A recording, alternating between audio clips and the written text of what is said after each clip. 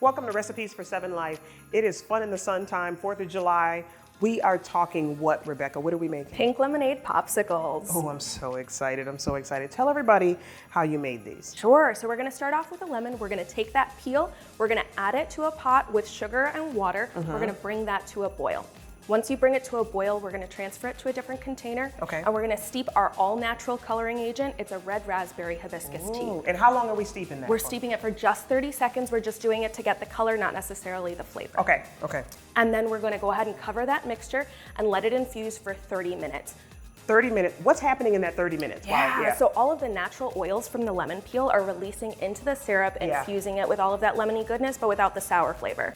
After that, we're going to go ahead and juice our lemon that we just zested, add our water, and then we're gonna add our cooled and strained lemon syrup to that mix. And there you have it, your pink lemonade popsicle. Okay, you have to show us how to unmold it so the folks at home. Yeah, absolutely. So once I wanna try.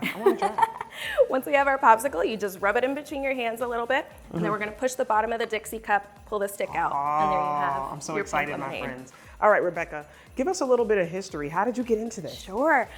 So I've been in the food industry for 10 years now. This is good. Thank you. And when I moved to Buffalo, I worked at restaurants like the Black Sheep, where I learned all about sourcing locally, which is what we do at Ernie's Pop Shop for our popsicles.